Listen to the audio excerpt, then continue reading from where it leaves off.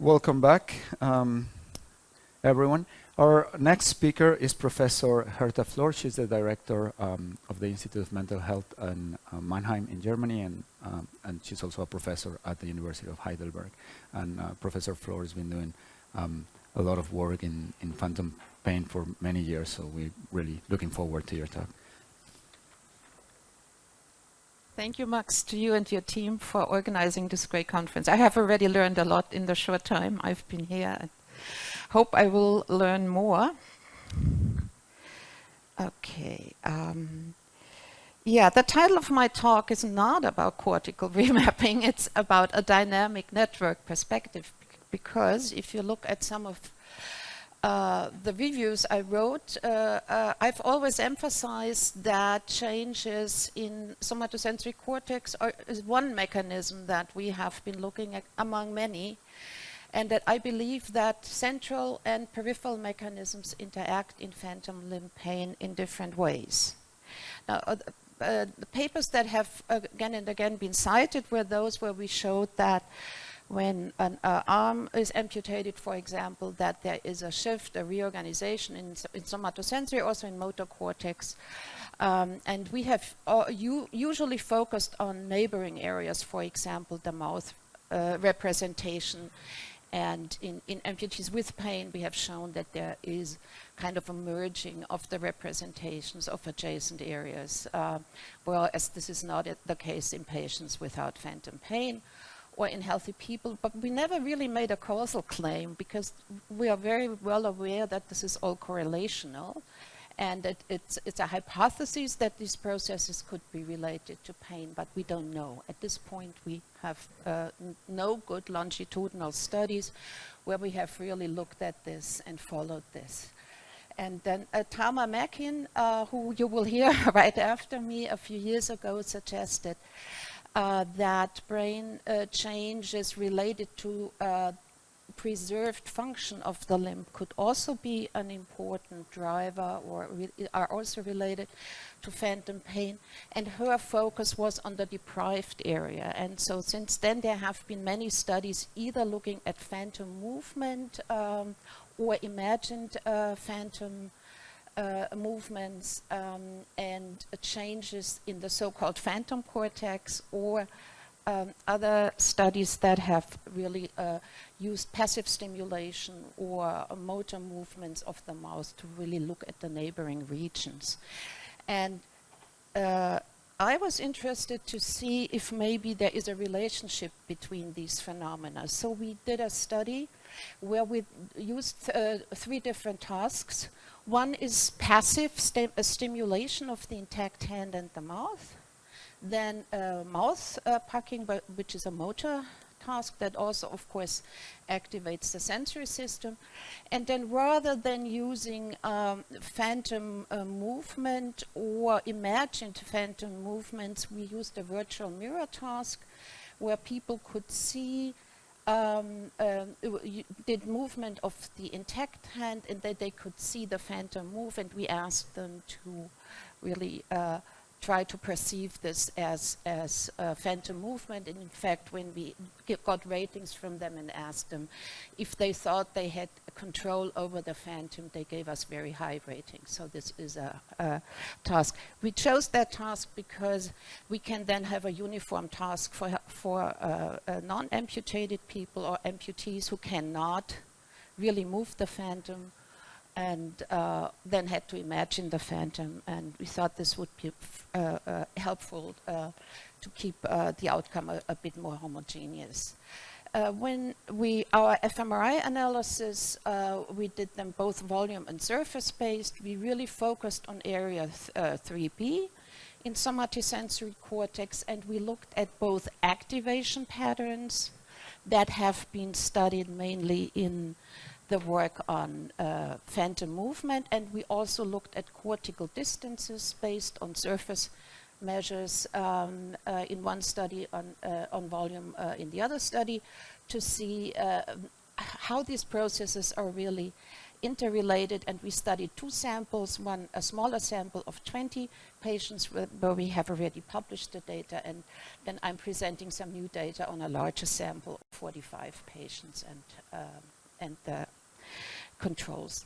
When we used passive stimulation of the hand and the mouth, we could see there is actually a shift of the representation of the mouth towards the hand region. However, only if you focus on activations in S1. We saw a lot of patients who had activations in S2, and we excluded those patients. And we also found a correlation, meaning that those people where we had a stronger merging of the representations, these were the people who also had more phantom limb pain. And we also replicated this in the larger sample, which is the figure you see at the bottom, where we have a really nice separation here of the location of the mouth related to healthy controls, people with phantom pain and people without phantom pain. We also replicated the data that Tama Mackin has published. We saw very nice activations related to the virtual hand movement. And like her, we found a good correlation between the intensity of the activation in the area that formerly represented the amputated hand and the intensity of phantom limb pain. This was a little different if we looked at motor cortex or at somatosensory cortex. It was stronger in motor cortex, whereas with the sensory stimulation we have had a stronger effect in somatosensory cortex. And when we then did a simple correlation between the activation we see related to the virtual phantom movement and the cortical distance, and we saw a very high correlation, as you can see in our sample, which means about 50% of the variance seems to be a common variance. So these seem to be two processes that are closely related. And of course there are some differences because we do have a motor versus a sensory task, and of course it's clear that there are differences between the tasks. And we also saw an interesting reverse correlation. People who had a smaller distance between the mouth and the hand representation, they had less activation in the mouth region, and or the other way around. There was more activation where the mouth should be originally represented in those people who did not have so much of a reorganizational shift. So from both sides, from the side of the hand or phantom cortex and from the side of the mouth representation, we get a very similar picture and a very similar interrelationship with those two processes. So probably these are not opponent hypotheses or theories, but probably we have some convergent results related to this, and of course there are also some differences. It's conceivable that this activation we see in the deafferented area is related to the shift. If you look at the lower figure, you see that this activation related to the mouth really covers the area pretty much where the hand is represented. And of course, it could be that this could be a driver of this. It could also be that, I will talk about this later, peripheral factors could drive this activation in the deafferented area, or it could be other variables. We don't know that. Something we noticed is that in the virtual mirror task, the amputees with phantom pain had a representation of their phantom limb a lot more medial in motor cortex than those without pain. We found this very interesting, and I had never seen this. Basically, in the area where maybe the representation of the stump or the shoulder would be. And a hypothesis would be that maybe telescoping plays a role, because a lot of the patients we had in our study had a telescoped phantom. You all know that this telescoping usually is in direction of the stump, and the hand in arm amputees moves into the stump.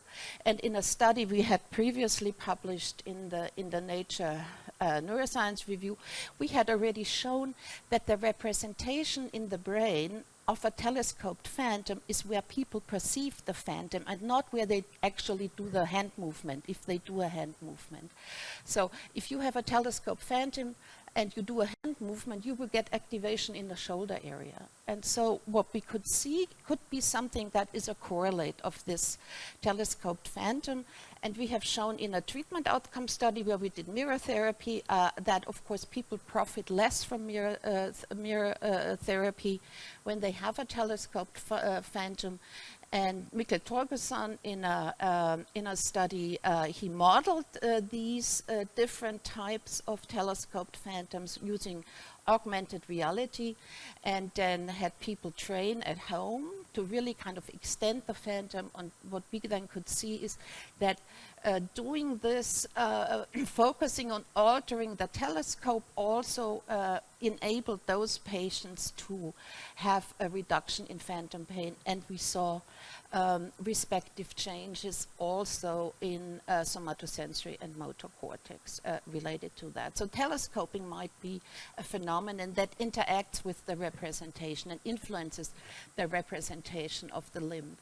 Xavier Fuchs, in a study where he did quantitative sensory testing, could show something that is kind of, I think, convergent evidence with this idea that there is kind of an expansion of the mouth representation, because what he showed is in phantom limb patients, but not in residual limb pain patients, there is a much higher heat pain threshold in the mouth area, and that is highly correlated with phantom limb pain, and we don't see this in the residual limb patients, and we do not see this on the residual limb either. So this interaction of neighboring and deafferented area seems to be also mirrored in perceptual changes, like in this case.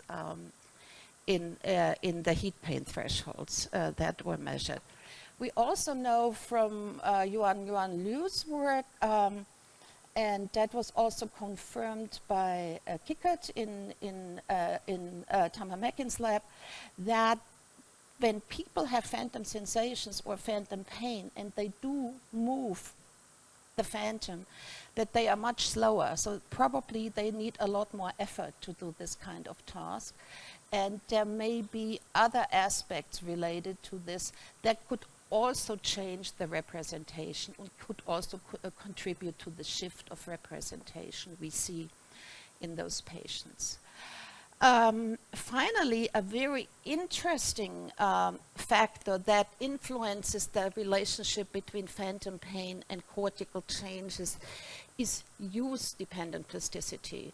Has been shown already many years ago, and we have also confirmed this in the last studies, is that people who use a prosthesis a lot, we know that they have less phantom pain. They may, of course, also use the prosthesis more because they have less phantom pain, so we don't know about the direction. But what we can say is the more they wear a prosthesis and use it, the more we saw a shift of the representation of the phantom limb or the phantom movement from the location where non-amputees would have their representation when they move the corresponding hand. So these changes in the cortical map are also related to use of a prosthesis, and we also saw that they are related to use of the intact arm, but in the other direction. So use of an intact arm led to less of a shift in a more medial direction of the arm representation. So I think we always have to consider use-induced plasticity when we talk about the relationship of phantom limbs and brain processes. And when we then look at the relationship between phantom limb pain and the activation in the deafferented area, it makes a big difference if we look in the original deafferented area, or if we then go and look where is the hand of an amputee now actually represented. when that amputee does the movement, there we see less of a relationship. And I don't really know what this is related to, that we see this large relationship in the original representation and we see less of a relationship in the shifted representation. That's something I think we need to find out more about. It's also, as far as I know, we have seen this, we have not seen this before, that we have this medial shift with this task. What is also interesting, that we found a positive relationship between agency or perceived control over a phantom and both activation in the area where the mouth is represented and also the distance between the mouth and the hand region. And obviously, if people have more agency over the limb, you have less of a change and you have more activation where it belongs when you do a mouth movement, which is in the mouth region, and not the shift towards the hand region. And this would fit very nicely with what Max Ortiz-Catalan has previously said, that, you know, there may be this interaction and that maybe voluntary control of the limb might be a very important aspect.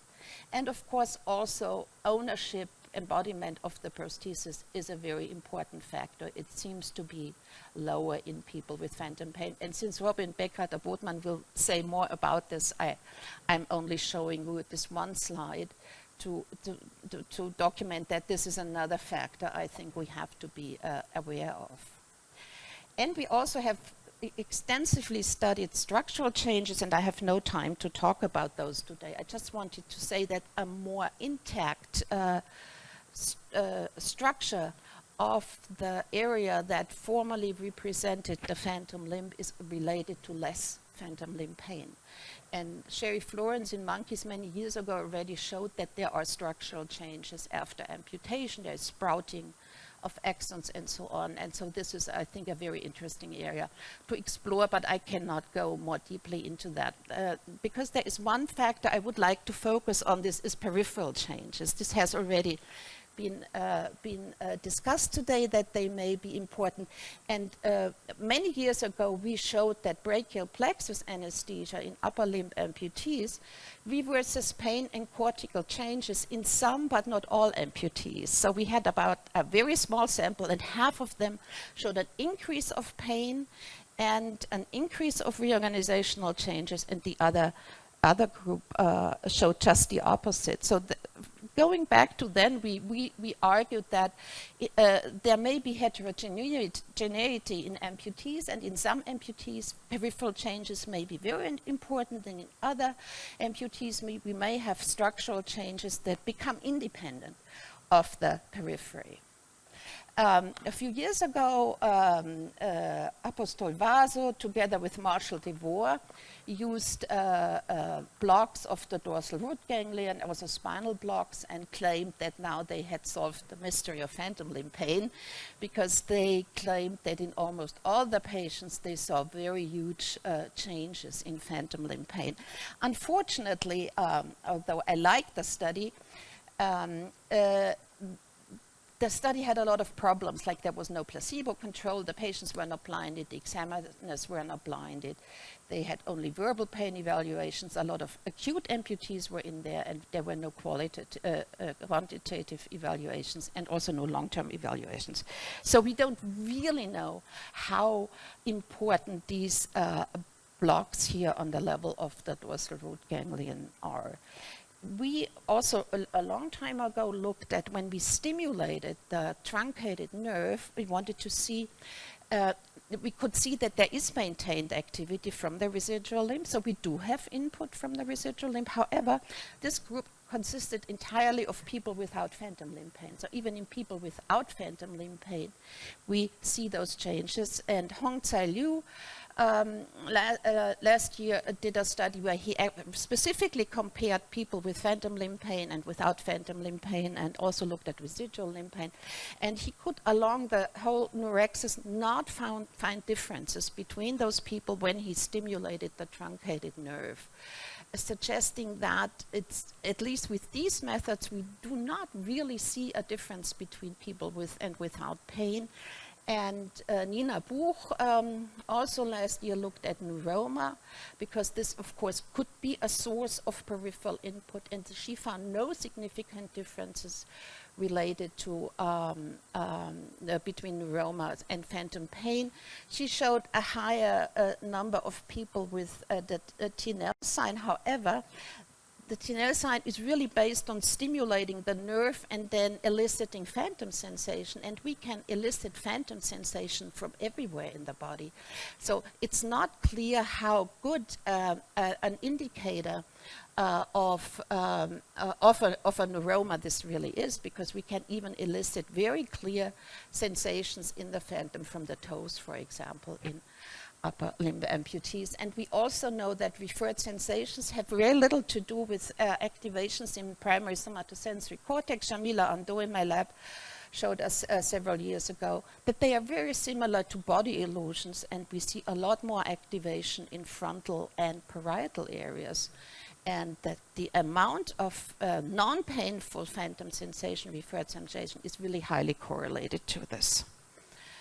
Okay, so, and of course we know that cortical map changes can be enhanced by noise, such as originating in a neuroma. So some mathematical models have postulated there could be an interaction between central and peripheral changes, and peripheral changes could be reinforcing the central changes. So what we really need are longitudinal studies, and it's very, very difficult to really go and do brain imaging in amputees before an amputation, because they have other things to do. But in a questionnaire-based study, we looked at what are good predictors of phantom limb pain 1 year later, and we found that chronic pain before the amputation is a very important predictor, but also psychological factors such as anxiety and depression. Interestingly, they are good predictors of phantom pain, but then when you look at people with phantom pain, residual limb pain, and compare them to people with back pain or musculoskeletal pain, people with phantom limb pain are psychologically usually very little affected, so they are psychologically kind of more normal or less affected by depression, anxiety, and so on than people with other types of pain syndrome, unless they are traumatized, of course. So also they may be a predictive factor. They don't seem, psychological changes do not seem to be a maintaining factor.